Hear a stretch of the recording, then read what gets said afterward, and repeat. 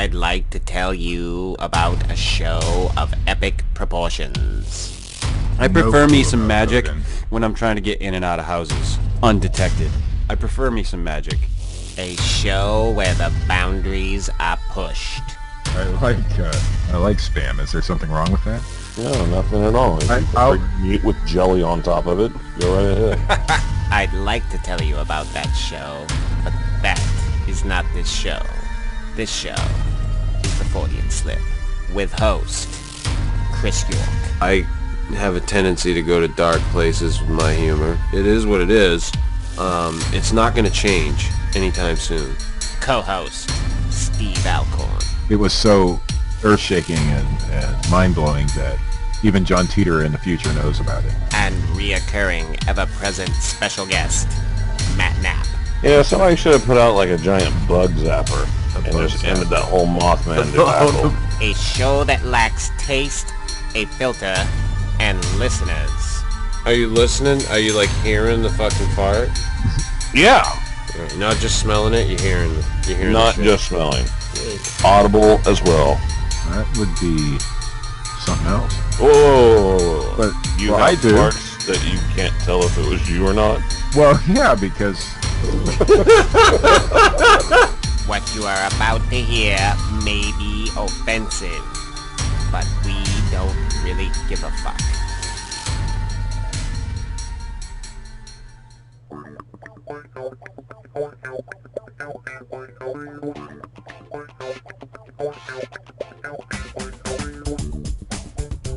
And good evening.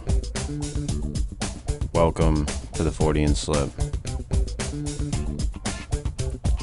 This is episode 30. April is for Bigfoot fools. I'd like to thank Matt Knapp for that snappy little fucking title. Gentlemen. sir. Yeah. Yeah. Doctor. Doctor Who? The fifth Doctor. The fifth Doctor. Yeah, the fifth Doctor. Or is it the fourth Doctor? I don't know. Whichever one had the big long scarf and the curly hair, that's the Doctor Who I like. Yeah, that's The only one I It's acknowledge. the Doctor Who everybody fucking likes. Although I started watching the new Doctor Who with my son, and I found myself enjoying it. Oh, that's good. So, I have no idea who that is.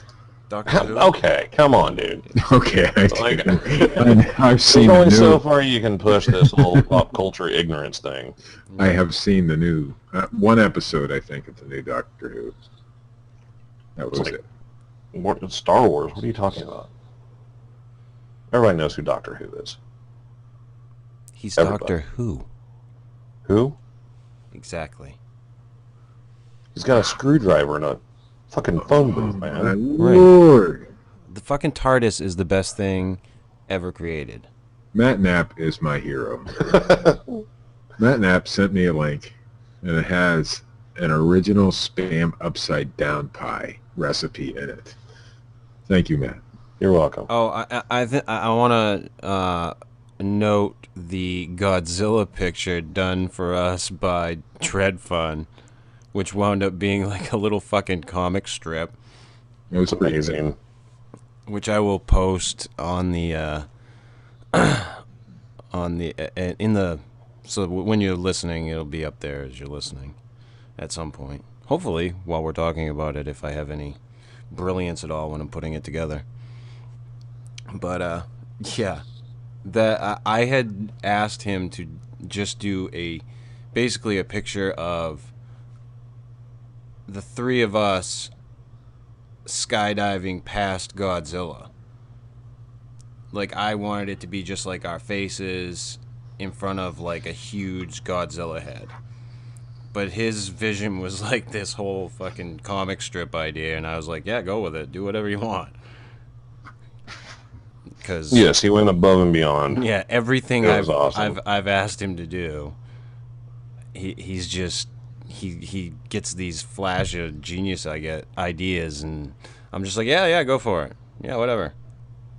It was also kind of eerily similar to a scenario I could actually envision playing out in real life.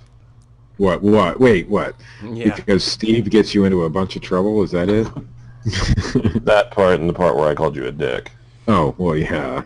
And then of course I posted it on my my Facebook wall, and Phil said something like, "What happens to oh no, what happens to our heroes?" or some shit.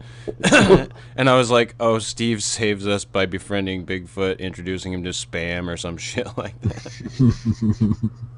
I mean, Godzilla. Fucking A, am I fucking wrecked tonight. And that's different than... Oh, tonight's a special kind. Let me tell you. Swinging for the fences tonight. Oh, I am. Yeah, we're talking about Bigfoot. He did a Godzilla pick. My brain's cross-wiring. A special kind of stupid. Yeah, listen. It's fucking self-inflicted. Anyway, the Rick Dyer fiasco Rick continues. Some people say it's come to a close. I say it continues on. It's like a fucking one of those waves in trigonometry or something that just meanders on for eternity. I think we're at the halftime show where like all the mascots do the trampoline dunking. Yeah. And like throw buckets of confetti at the audience. So what now? He's admitted that it's a hoax, or that part of it. Yeah, but he's saying that he still shot a Bigfoot. He has sincerely poured his heart out. If he means that he shot someone with a 20-inch shoe in the foot, then I believe him. Maybe. I mean, in his mind, that may be the actual scenario that took place. Yes. I had opportunity to do that movie, Shooting Bigfoot. Did you? And yes, I did. And actually, it was a pretty good movie. If you forget, the history behind Rick Dyer and Tom Biscardi and whatever. If you didn't know who these guys were, it would be a pretty fun movie to watch. But if you didn't know give me a Snapple. You wouldn't be watching the movie. I wouldn't be, no. Give me a Snapple. But anyway, the thing is, Rick Dyer runs off into the woods shooting like crazy. He could have shot a Bigfoot. He could have shot a homeless guy. He could have shot himself for, I don't know. Knows? Unfortunately, he didn't do the latter. No, he did. Well, not that I would wish death upon him. No, I don't either. Wound or something is okay. But after viewing that, of course, the guy has no. I know he was in the military. I think he got a dishonorable discharge or something, but he might have got an honorable one. I don't know. But he sure as hell don't know how to handle a firearm. Speaking of which, I knew a guy once. And this irritates the shit out of me. I will not mention any names. I won't even know where I worked with. I won't even mention where I worked with him at. This son of a bitch was in the military, like going through the basic training shit, and wound up getting discharged. And it was such a discharge, and it was because he was a fuck up. But it was such a discharge that he's still eligible to put veteran plates on his fucking vehicle, and he does. And I just want to say how much that fucking irritates me. I never served in the military, but that fucking irritates me. So anyway, well, I had a friend that was also discharged from boot camp due to injury. But while he was there, he actually got a medal or a pin or whatever they're called for serving during war, because we were technically at war while he was in boot camp. And he wears it proudly. Yes. No, he doesn't. Oh, okay.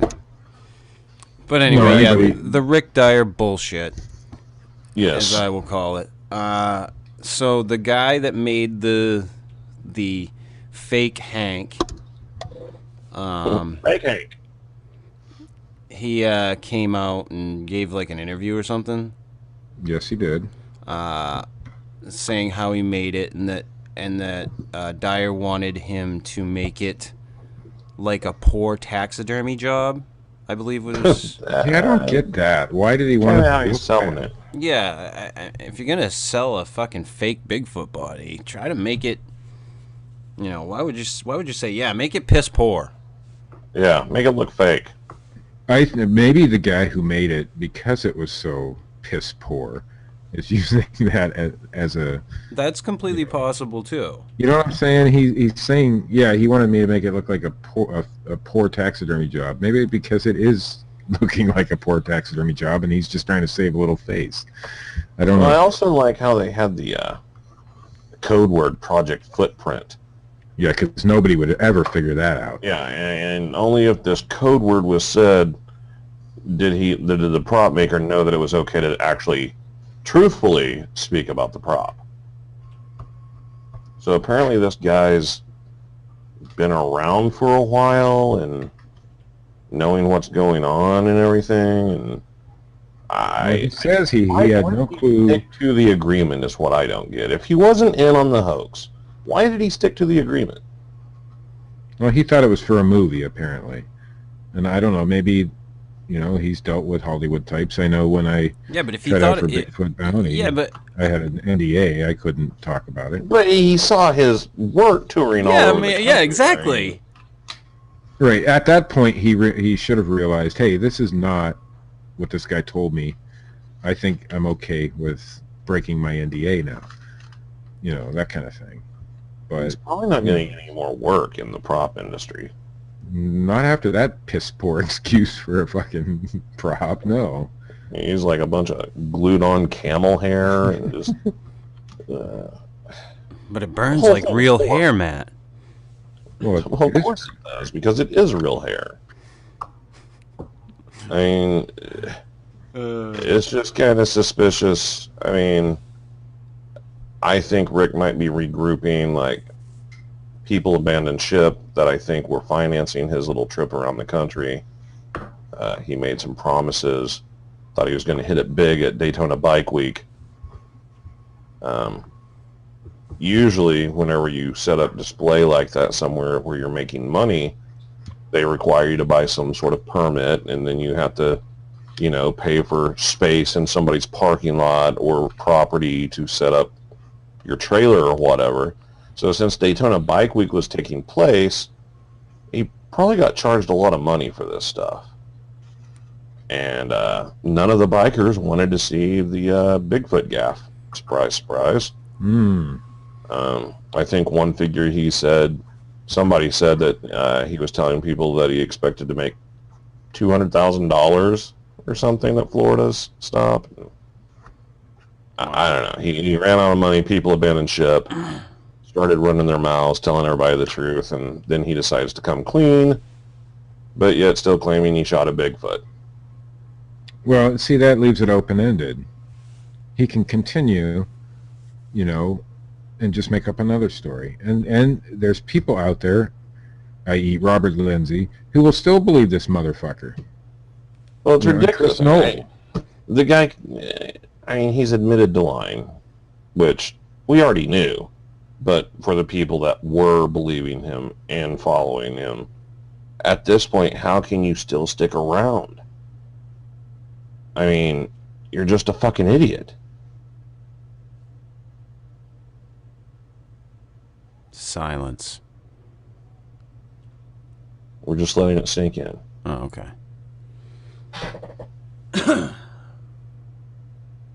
Are we still letting it fucking sink in? Jesus Christ, guys. Well, host, fucking kick her off. Hey, I told you. I'm fucking in a rare form tonight, gentlemen. This doesn't fucking happen every time well, maybe it does. But anywho. When it comes to Rick Dyer, it's a carnival. He should have a fucking top hat on. He should fucking have a curly Q mustache. Should come out in a fucking cheap suit.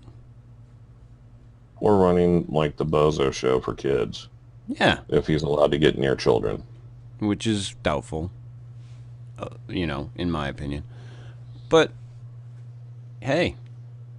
He whatever he does works. Oh, Steve's mic came unplugged. Nice. This show is run a tight ship. It's one fucking blunder after another, especially tonight. I'll do the rest of the show in pantomime, he said. Okay, right now Steve is acting like he's trapped inside of a box. It appears to be a glass box. Oh, it's getting smaller. I'm back now. I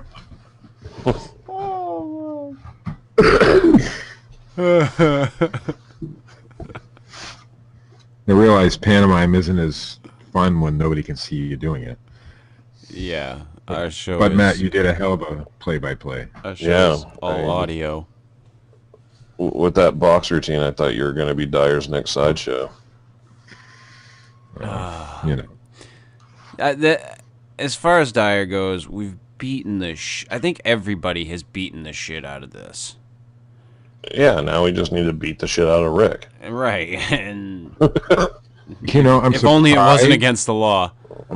I'm surprised nobody has, and I'm not condoning that sort of activity, but I'm really surprised that nobody has. I'm condoning it. Gone up to this guy and literally beat the fucking shit out of him. Eventually, it will probably happen. I mean, you can't continue to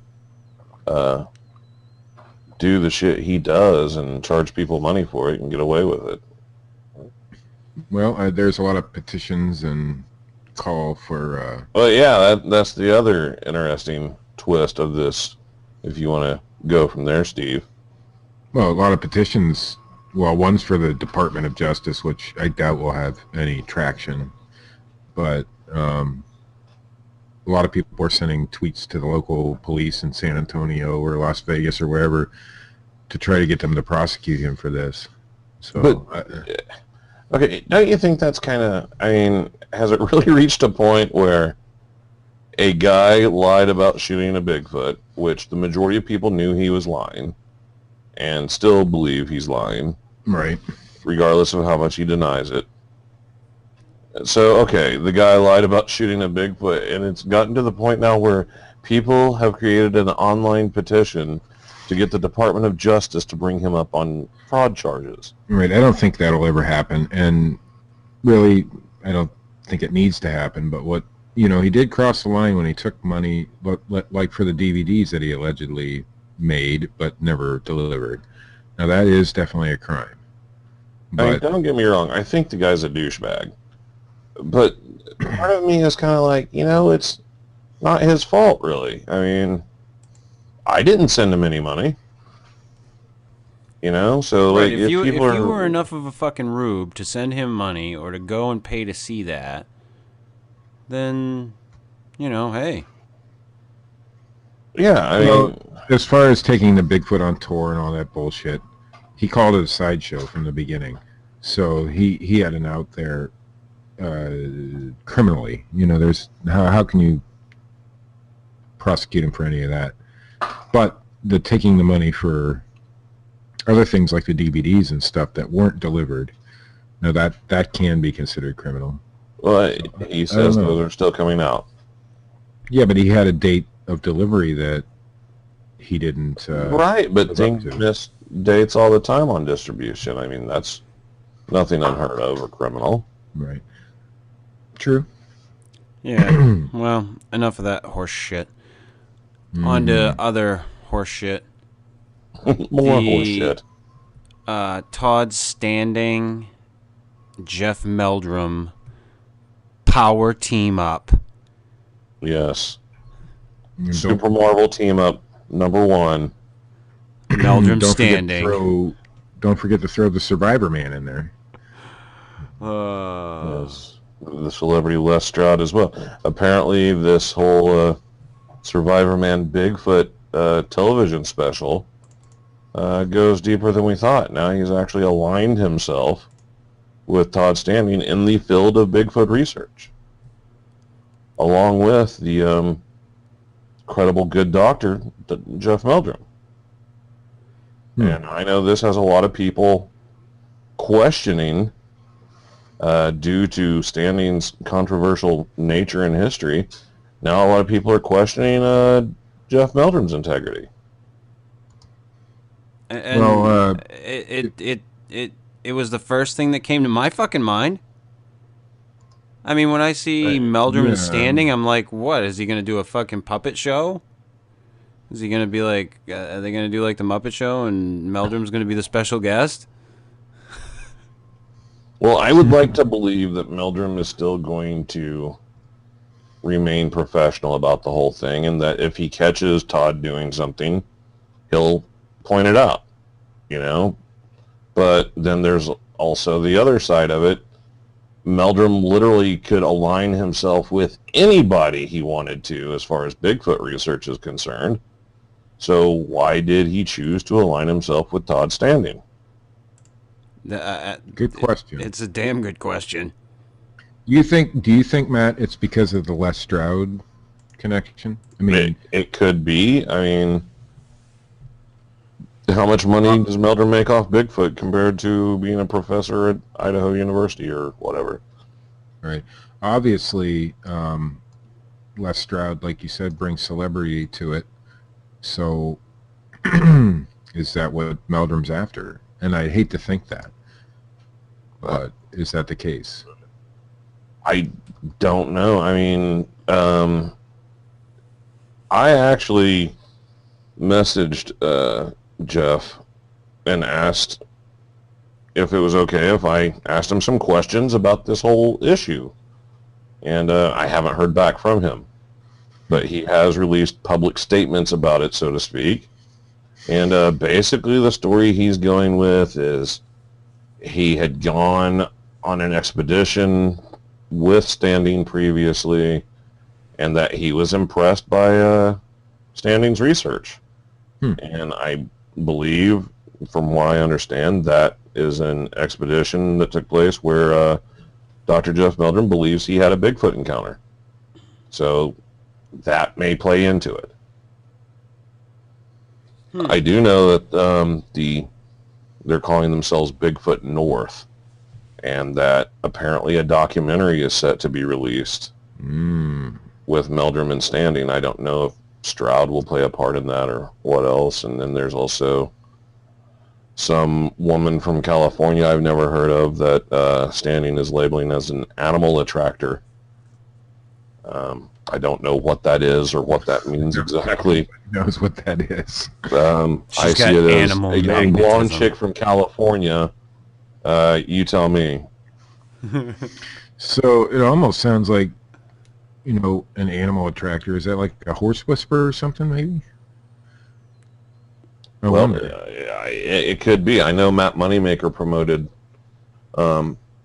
someone like that, a woman that could supposedly commune with animals. So maybe Standing's taking a page from his playbook. Yeah, but why? I just don't get why Meldrum would align himself with somebody. Now, less on when Bill Brock interviewed him, he said that, everybody in the Bigfoot community is controversial. I get that. But there's not too many besides Rick Dyer and a couple others that are as controversial as Todd Standing. Right. So why would you align yourself with somebody that controversial? Unless you absolutely 100% believe that they have the goods. And which bothers me because, we were talking about this earlier. From the two Bigfoot faces that are shown in the Todd Standing videos. One is clearly fake. Absolutely. I believe the other one is fake. You believe there's a possibility that it's not. Regardless, the one by itself is clearly fake. So how can Meldrum sign on to that? I mean, that's almost just committing, Bigfoot suicide. Well, I know isn't Standing's sister, you said, was in television production or something like that? Right. She did costuming or anything? Well, she's a makeup artist, actually. Right. So the first one, the one that actually looks like something, not the Muppet-looking thing. Now, if she made it, she's a hell of a good, makeup artist, I guess. I don't think she would have done it. I think maybe she would have known somebody that she contacted and commissioned, possibly. Mm-hmm. I'll tell you, if that was my work, I would want everybody to know because it was pretty damn good. The second one, whoever did that, should be fired. But just my opinion. But I still think there is a slight possibility that first one could be the real deal. I haven't seen one. You have, so you would have more knowledge on what they look like. So I don't know. And if you're saying you think it's fake, well, if he fakes one, you shoot yourself in the foot then. Well, is that really the case? Because look at the Freeman footage. Right. Yeah, but I mean, Freeman admitted to hoaxing. Right. Well, but yet he said that footage was not a hoax. I don't necessarily believe that footage isn't a hoax. I don't know. It's hard to tell. Right. Now, I will say this, just for sake of argument. I posted the images of the Bigfoot along with a blog post that I had made about it on my Facebook page. And Doug Hudson, who we all know as the guy that created the Bigfoot costume that he rents out and everything, he's a special effects artist and creature designer. He thinks the blinking Bigfoot is the real deal. And he thinks that the hair work on it is just too good, that there's only a handful of people, in the industry that could accomplish that. And he believes it's real, but he believes the other one is fake. On the other side, Daniel Falconer also commented on the pictures. And Daniel's known, he works for Peter Jackson. He's worked on King Kong, Lord of the Rings, all kinds of movies. And he says, actually, I'll quote him, "These are undeniably fakes. These images are of contrivances and not real animals, backed up by the fact that neither image comes with any context and that the setup for the photography is so similar while the anatomy presented has almost no agreement between the subjects." And he goes on to saying, basically he disagrees with Doug. He's saying it's not amateur work, but it's certainly doable, and that it could have been done even better, and regardless, it looks artificial to him. So, that's kind of how the whole Bigfoot world has worked. One looks really good, one looks really bad. People are disagreeing on whether they're real or not. Here you've got, two different guys that work in the special effects industry. Even they're disagreeing.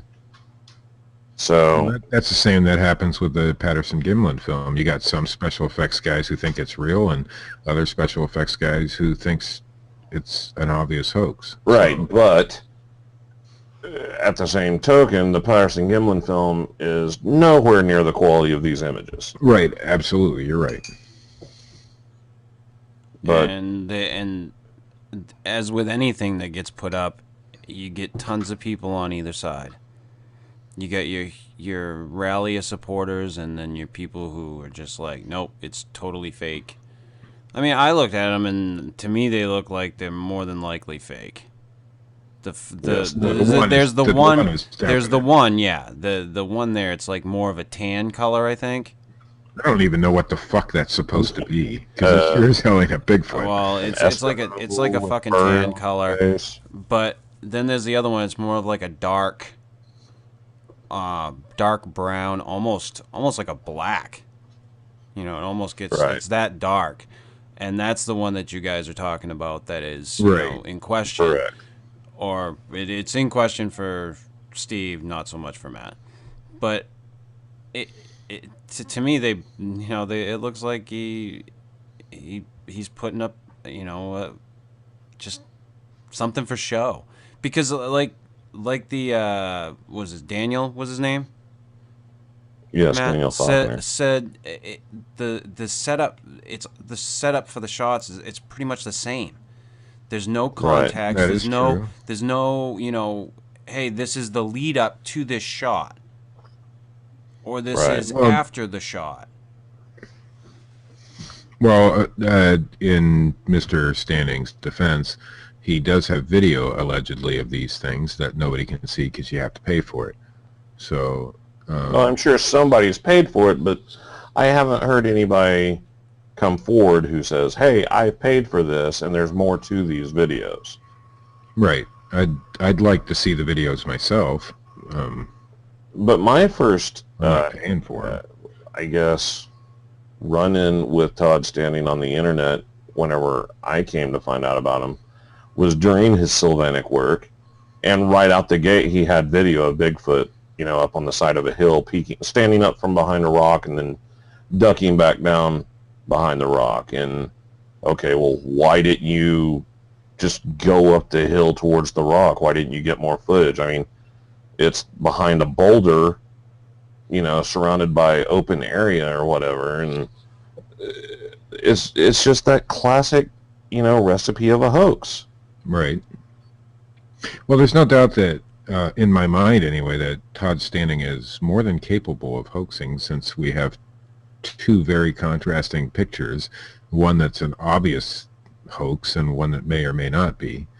So, I mean, he's definitely capable of it. I mean, wouldn't you think, I though, don't know. just based on that would be enough to dissuade someone like Dr. Meldrum to Right. not be involved? And it shocked the shit out of me that even Les Stroud, Les Stroud knows wildlife. I mean, he's out there all the fucking time. So he knows that one picture doesn't represent any living thing that we know of, or even a Bigfoot, He has to know that. Here's the thing about Les man. Stroud, though, that, people need to keep in mind. I like his show, don't get me wrong. I'm a fan of Les Stroud's television show.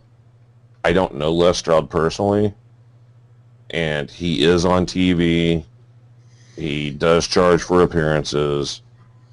I mean, he's out there to make money just like everybody else. Absolutely. Entertainer first. Whenever he's been questioned about other survival shows, he always bashes on all of his competition, and builds his own show up. I mean, so to say he knows about wildlife, so why is he co-signing this?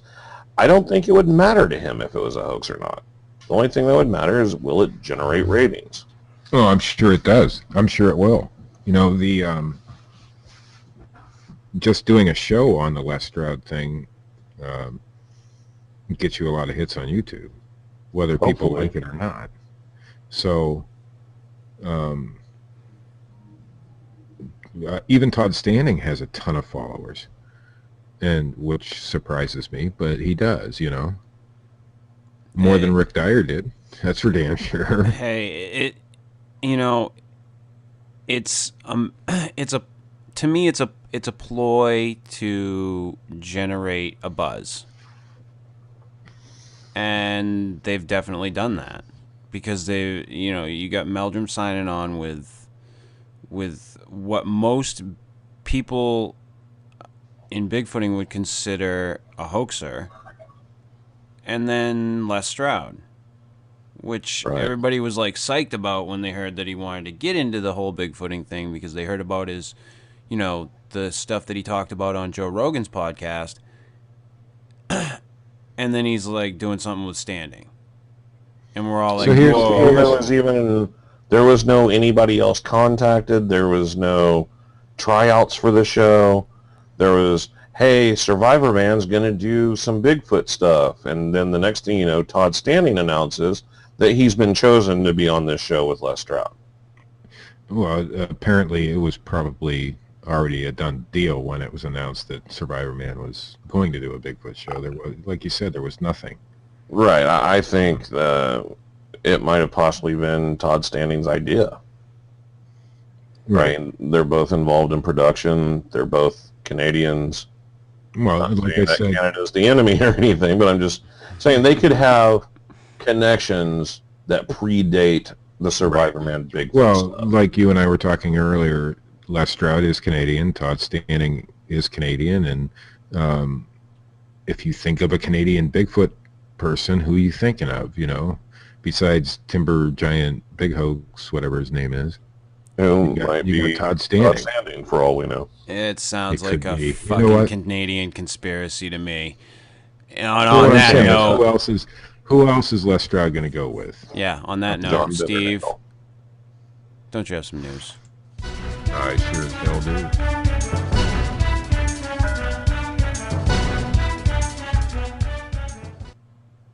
Our first story tonight is from roadtrippers.com and our friend Greg Newkirk. And it says, if you're a paranormal investigator frustrated with the lack of good ghost-busting equipment at your local Walmart, Dave Giuliano has come from beyond to solve all of your metaphysical problems with the... Hey, I can't even get through one story. With the Ghost Hunter store, New Jersey's first and only storefront dedicated to hunting spirits. Soon to shut down. Last weekend, the Ghost Hunter store officially opened in Burlington City, New Jersey, the most historic town in the Tri-County region, run by paranormal investigator Dave Giuliano and his wife. The store sells specially modified equipment that can't be found anywhere else, like video cameras that can see changes in infrared light or light meters that read the fluctuations in the electromagnetic field, both of which are alleged to indicate ghostly activities. Giuliano opened his store to help fellow spirit chasers in their quest for evidence of the afterlife. And strangely, they have a thing you can put on your penis to see how much you're getting excited. A search that in an era That's towards down the street, actually. A search that in an era where the show Cosmos has been rebooted and skepticism is the new religion is taking its fair share of lumps. At our lectures, we always get someone who tells nuts, Giuliano told local news. The scientific types start asking how we're calibrating our equipment, but we're not out to convince anyone, and the truth is we can't absolutely confirm anything. His evidence includes photographs of what he says are ghostly apparitions, videos of beeping meters and flashlights, and even audio recordings of what Giuliano says are genuine voices from beyond the grave. But despite all of this, Giuliano insists there is still work to be done by amateur investigators all over the country, and that's where the Ghost Hunter store comes in. To visit Giuliano's storefront and start in on your own investigation of the afterlife, head to their new store in Burlington City, New Jersey, where your search will get just a little bit easier. Who would do that? I mean, just cut out the middleman and order it from the same place as he does. From Wired.com, we have inside the eerie TNT storage bunkers of West Virginia. Given enough time, nature has an uncanny ability to erase evidence of human activity. But as Joshua Dudley Greer's series, Point Pleasant, illustrates, not everything we do can be undone, and grave danger can lurk within placid places. Greer's images Placid places? Placid. Oh. Greer's This is the home of the images Mothman, Matt. Have some respect. Oh, sorry. Greer's images depict seemingly unremarkable scenes in the woods of West Virginia, landscapes pockmarked by concrete igloos. The images were taken at McClintock Wildlife Management Area,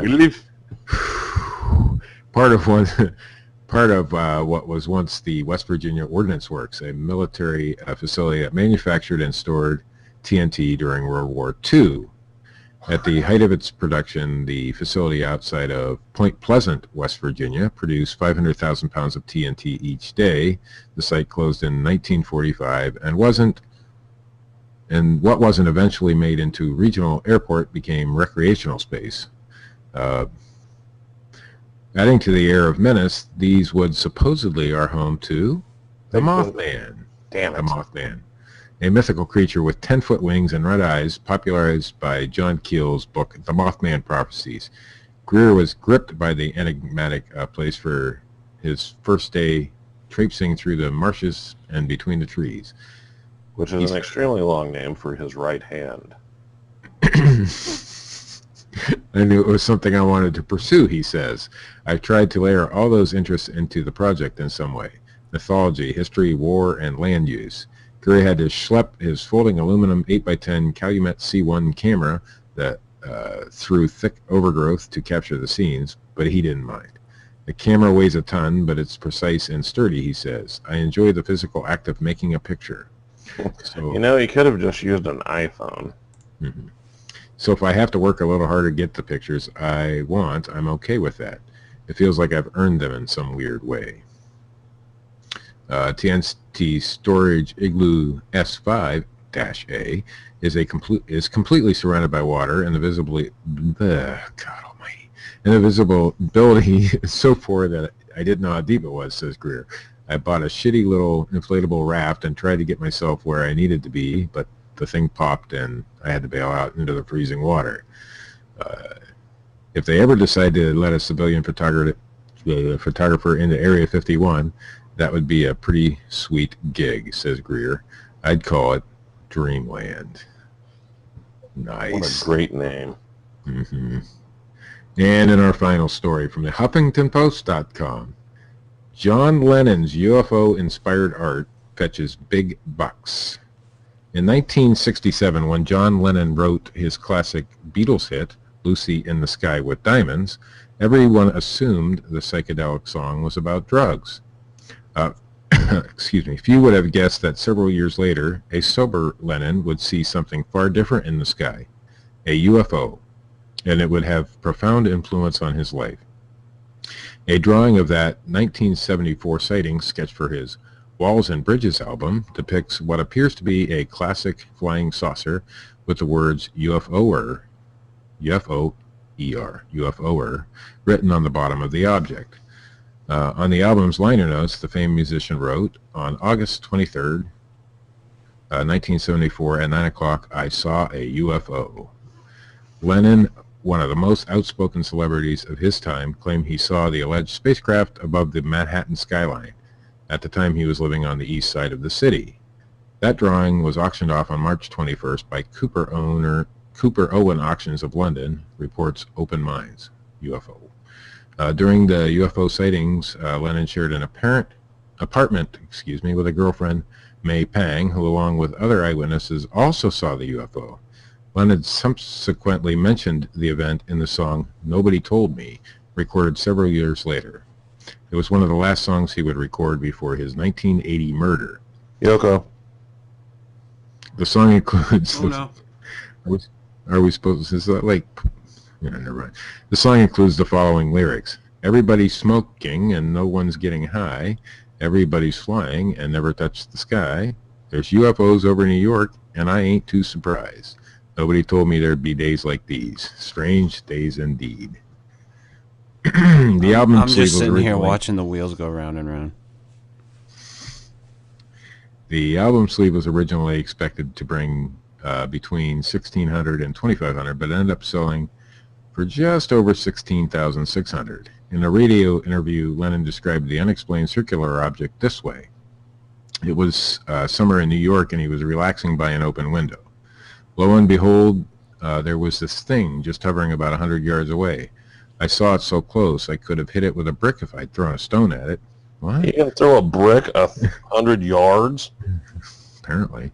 I couldn't see the colors because it was dusk. A good clear summer night, and around the bottom of it were just ordinary-looking electric light bulbs. How come he wasn't blinking drafted off by an NFL and on team? Alternatively, like on a billboard. I only had 4 hits of LSD. And on top of it was a red light. And the thing I noticed was that there was no noise, so I realized it was not a helicopter, and it must be a balloon, but it was maneuvering too well to be a balloon, so I just watched it for about 5 or 10 minutes, and it went off down the East River. The Cooper Owen auction site indicates that Lennon gave his album drawing to Jesse Ed Davis, an American guitarist and well-regarded session musician who provided lead guitar for Lennon's albums Walls and Bridges in 1974 and Rock and Roll in 1975. And that, fellas, is the news. Wow. Tonight's long stories were brought to you by Steve Alcorn. Yeah, that was my fault. Tonight's train wreck, episode 30. You ever get the feeling you're free falling?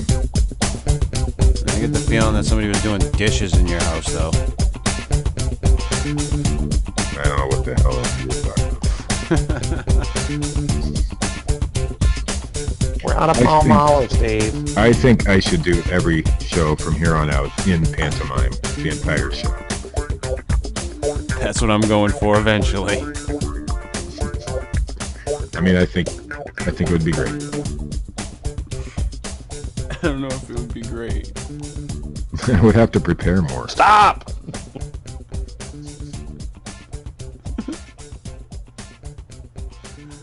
You see, I shut up there and Shut the fuck up.